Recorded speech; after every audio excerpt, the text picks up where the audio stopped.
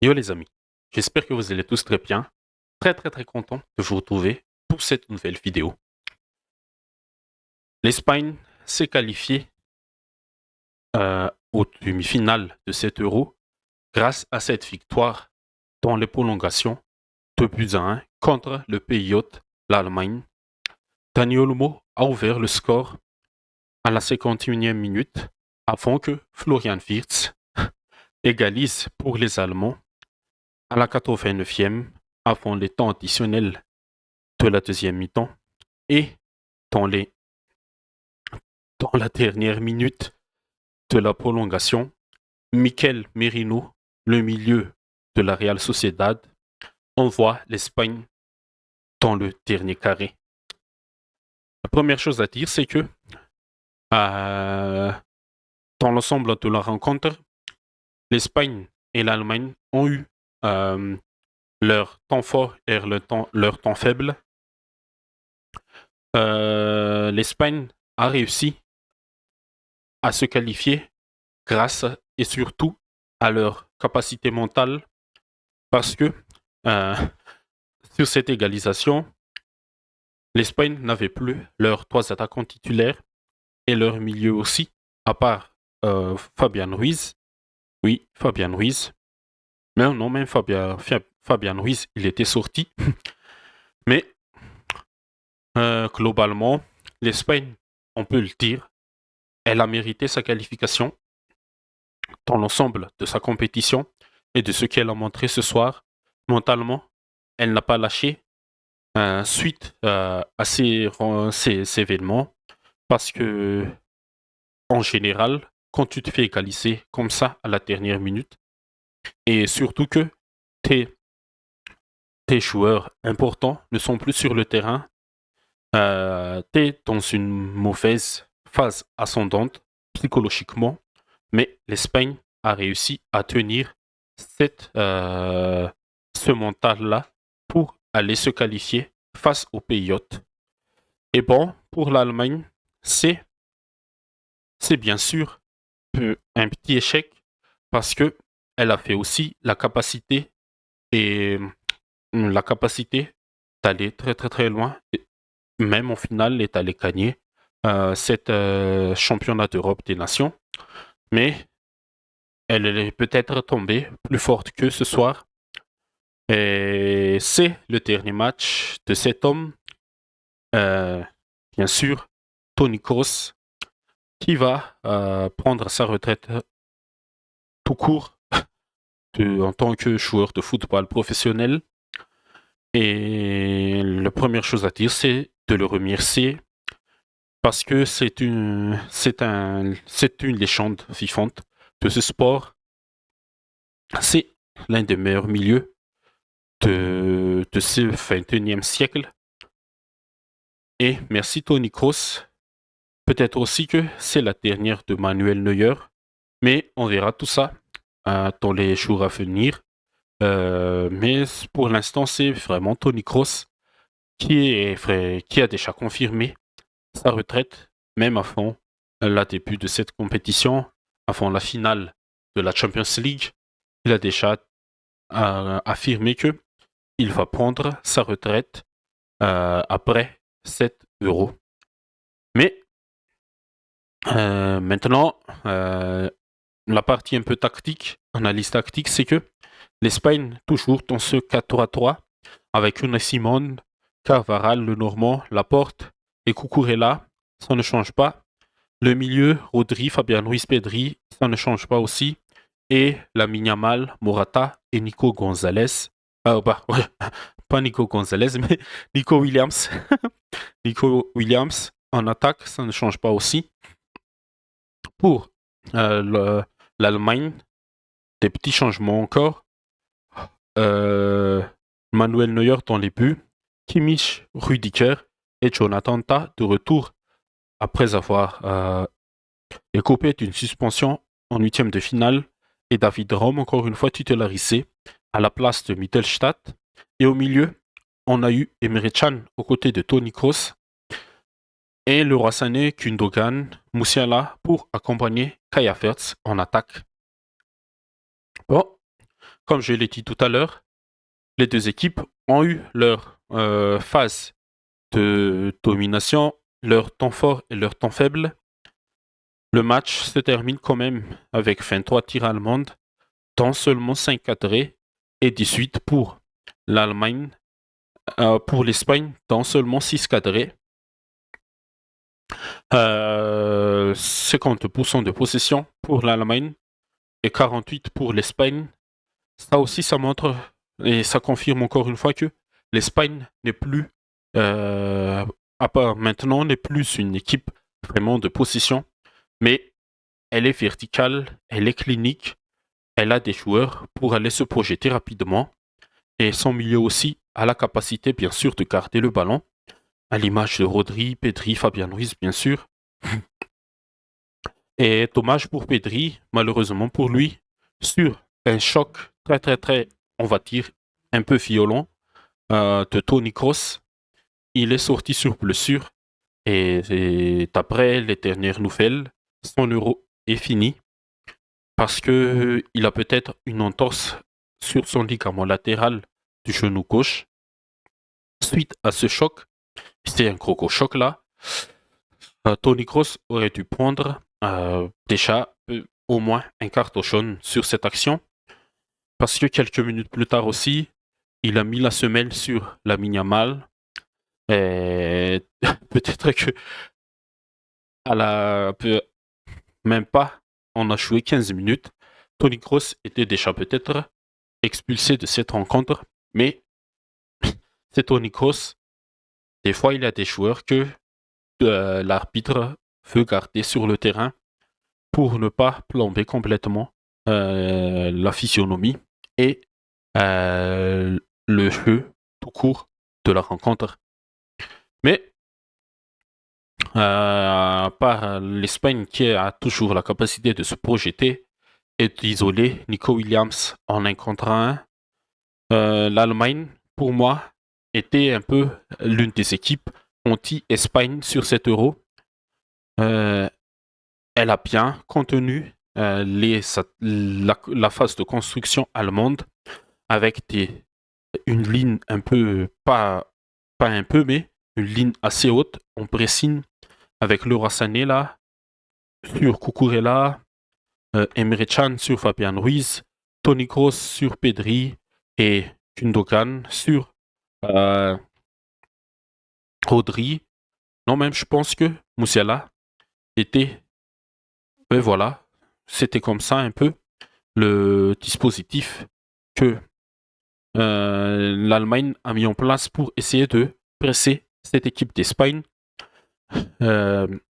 Et dès que non, un peu. Même David Rom était un peu en haut pour contenir Carvaral et de même avec Kimmich pour essayer de contenir Cucurella. Et c'est Rudiger et Jonathan Tah qui essayaient de couvrir ces latéraux parce qu'il y a Mal et Nico étaient toujours là du côté de l'Espagne. C'était un peu comme ça le schéma de jeu avec Pedri et Fabian Ruiz qui étaient marqués par Emre Can et Toni Kroos.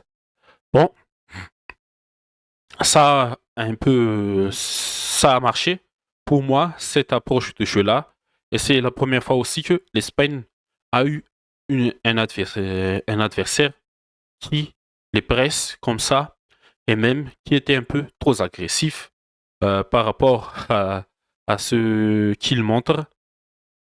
L'Allemagne a été pour moi un peu agressif. Il y a eu beaucoup de fautes. Un match haché, des minutes, pendant quelques minutes, il y a l'arbitre qui ne cessait pas de souffler. Ouais, pas de souffler, mais de siffler, désolé. De siffler sur une faute. La faute, fin de faute pour l'Allemagne, 17 pour l'Espagne, 8 cartons jaunes pour l'Allemagne, quand même 5 cartons jaunes pour l'Espagne. Et un carton jaune, c'est celui de Carvaral en toute fin de match. Il a plaqué complètement Musiala sur son action là.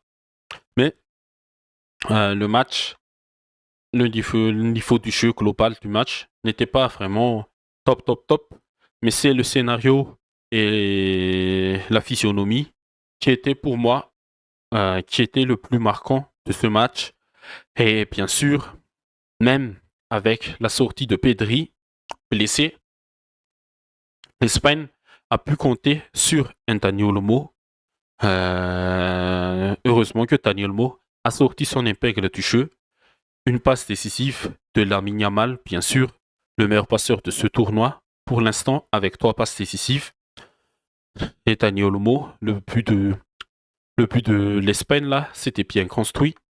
Ils ont bien profité de cette grand espace euh, laissé par la défense allemande parce que en phase de transition rapide, les Allemands ont été scindés en deux. Il n'y avait plus personne pour essayer de contenir les assauts allemands là. Et la Yamal, bien sûr, quand il est isolé en un contre un comme ça, avec David Rom, il peut faire très très mal, tout comme Nico Williams sur son côté. Et sur le but là, il a fait peut-être un 3v3 avec ces trois-là. Et bien sûr, Dani Olmo. On va ajouter Dani Olmo, bien sûr. Parce que Pedri, il était sorti trop tôt sur ce match. Changer la couleur. Hop là. Olmo, le numéro 10 de cette équipe d'Espagne. Dani Olmo qui s'est bien projeté pour moi pour aller bien placer sa frappe à droite de Manuel Neuer. Une frappe très très très bien placée que Neuer n'a pu rien faire sur ce but. Et là, à partir du moment que l'Espagne a marqué son but, j'ai vu qu'ils sont un peu passés dans ce mode de gestion que je ne comprends pas. L'Espagne est passée dans un mode de gestion à la 60e minute. Luis de la Fuente, il a sorti Lamine Yamal, alors que quand tu mènes au score comme ça et que tu as la capacité, tu as les joueurs t'as les joueurs pour faire mal en contre rapide, en contre-attaque. Et, et l'Allemagne était dans l'obligation de sortir un peu plus et de laisser plus d'espace dans la défense pour aller égaliser, bien sûr. Là, tu sors Yamal à la 60e minute à la place d'un Ferran Torres très très très décevant pour moi. Et aussi, tu sors euh, tu sors Nico Williams, bien sûr. Nico Williams, au moins, tu aurais dû laisser l'un des deux pour aller attaquer cet espace. Mais avec Ferran Torres, Yoar Zapal, Dani Olmo, tu as perdu cette verticalité en, euh, en contre-attaque et cette manière, cette capacité de faire des 1 contre 1 avec cette défense allemande. Et du côté allemand, bien sûr, ils sont montés un peu plus haut. Hendrich est monté à la place de Emre Can. Florian Wirtz a remplacé le Sané. Et c'était qui déjà ouais, c'était Gundogan. Était sorti à la place de Füllkrug. Et bien sûr, quand il y a Füllkrug sur le terrain, il y a plus de danger. Je pense que l'aura de Füllkrug pèse beaucoup sur la défense adverse parce qu'il il a du gabarit, il a la capacité athlétique de faire mal à la défense comme Laporte et Nacho. Nacho qui est rentré à la place de le Normand là. Et Füllkrug, il a pesé, il a eu quelques occasions de faire mal. Ouais, l'Allemagne, ils ont eu l'occasion d'aller chercher cette victoire dans les 90 minutes, mais ils n'ont pas eu l'efficacité nécessaire pour faire plus un peu mal à cette équipe d'Espagne, parce que l'équipe d'Espagne, là, elle a été complètement, je je veux dire, un peu sous l'eau à partir du moment que De La Fuente a sorti Nico Williams et Lamine Yamal, et surtout Morata. Morata, avec son champ pivot, a été toujours utile et très très très intéressant. Et surtout qu'au milieu, Rodri bataillait un peu seul pour récupérer le ballon parce que Petri n'était plus là. Dani Olmo était un peu axé et centré sur la phase offensive, vraiment offensive. Heureusement que Fabian Ruiz, encore une fois, Fabian Ruiz, il a sorti son épingle du jeu aussi sur ce match-là. Il a fait une action où il a mis 3 Allemands dans le fond avec un feinte du corps là, comme à la Iniesta dans les temps. J'ai bien aimé cette action-là, mais Fabian Ruiz, il était, il a fait son match comme d'habitude depuis le début de 7 euros. Et je le mettrais même dans le top des joueurs de ce match, avec peut-être Dani Olmo, mais on verra ça tout à l'heure. On est déjà à 20 minutes et j'ai raconté pas mal de choses. Mais bon, à partir du moment que Florian Wirtz a égalisé, bon, ce but de Wirtz là, c'est un peu à la, c'est un peu à la, on va dire, à la Bayer Leverkusen. Un magnifique centre qui a déjà centré. Est-ce que c'était Toni Kroos ou, ou Andrich? Peut-être que c'est Andrich qui a centré et Kimmich qui a vraiment mis l'effort d'aller chercher cette tête au deuxième poteau et a remis sur Wirtz, complètement laissé par par la défense espagnole. Oui, c'est ça aussi ce qu'on a dit tout à l'heure. Havertz et Füllkrug, ils pèsent beaucoup avec leur jeu de tête.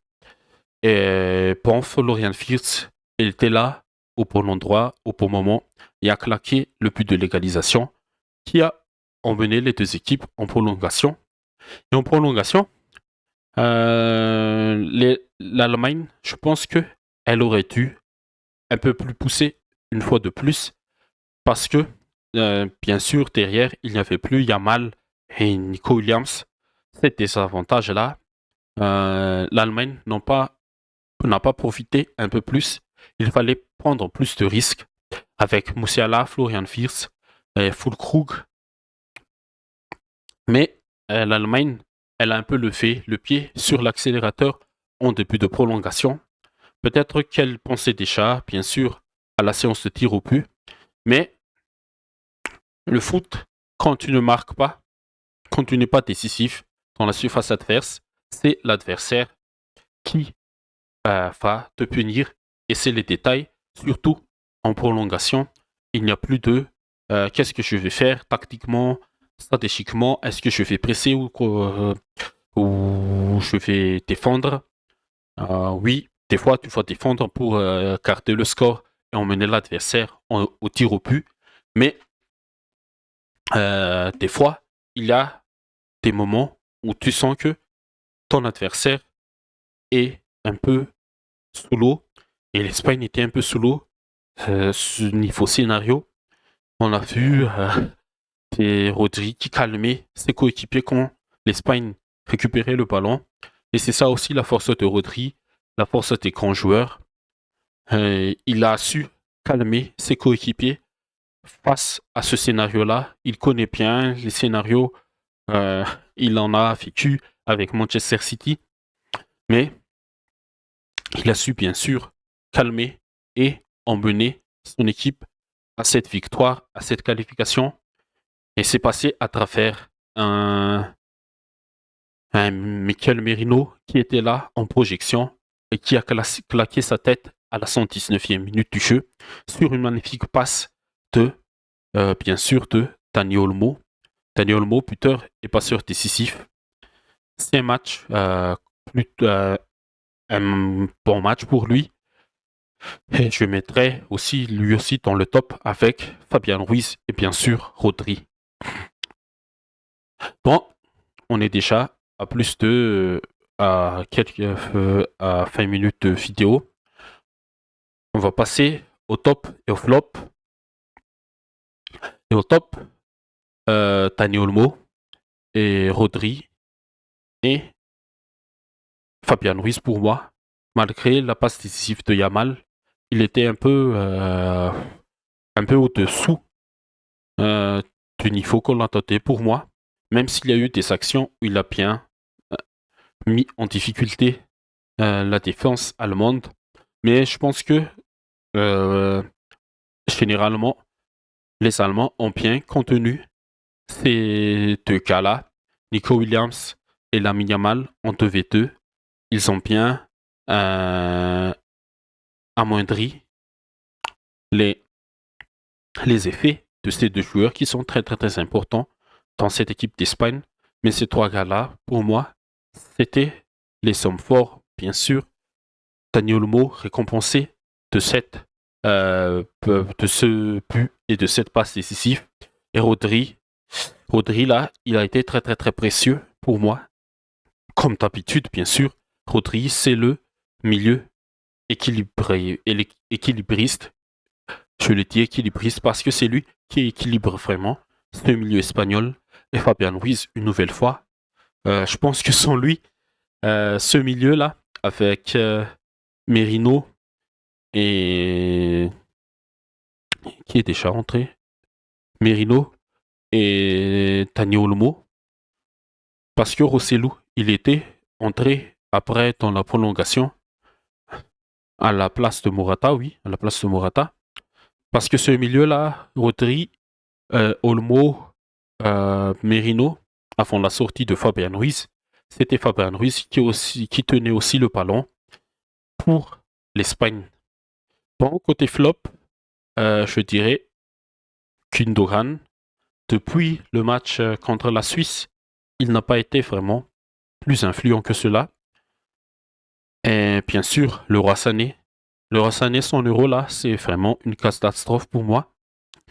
Et en troisième flop pour l'Allemagne, je pense que, bon, euh, il n'y a pas de flop. Carvaral a été suspendu, mais c'était en fin de rencontre. Et il n'avait plus rien à jouer. Côté espagnol, il n'a fait. Elles, elles n'ont eu que de se défendre en fin de match là. Mais bon, côté Espagne, là, il y aura beaucoup de suspendus avec le Normand, Carvaral, peut-être Morata, ou je sais pas, il faut le confirmer, mais des, des joueurs clés comme le Normand et Carvaral qui ne vont pas jouer la demi-finale contre la France, ouais, contre la France qui s'est qualifiée au tir au but contre le Portugal, et on va parler dans une autre vidéo. Ces deux matchs-là méritent deux vidéos distinctes. Mais pour les flops, Gündogan et le Roi Sané, bien sûr, Gündogan sorti prématurément à la place de Füllkrug, mais c'est très très dommage pour lui parce que c'est aussi un top joueur, un terrain de classe mondiale pour moi. Bon, les amis, c'est tout pour cette vidéo. Espagne, Allemagne. Bon, félicitations à l'Espagne pour cette qualification face aux pays hôtes. Bien sûr, la qualification est méritée dans l'ensemble de ce qu'ils ont montré jusqu'à présent. C'est la meilleure équipe de cet euro collectivement et la meilleure attaque aussi avec l'Allemagne. Mais bon, l'Allemagne est déjà éliminée. Pour l'Allemagne, on réitère les remerciements et les compliments surtout à Toni Kroos pour l'ensemble de sa carrière. L'Allemagne aurait aussi mérité leur qualification s'ils allaient leur qualification, mais peut-être que ce soir, ils sont tombés plus forts qu'eux face à la meilleure équipe de 7 euros. Et merci Toni Kroos, merci pour tout le bon jeu que tu nous as offert et bonne retraite bien sûr. Et on espère que tu seras sur le terrain un peu plus tard en tant qu'entraîneur d'une équipe. Merci les amis. Et on se retrouve pour le débrief Portugal-France. À tout à l'heure.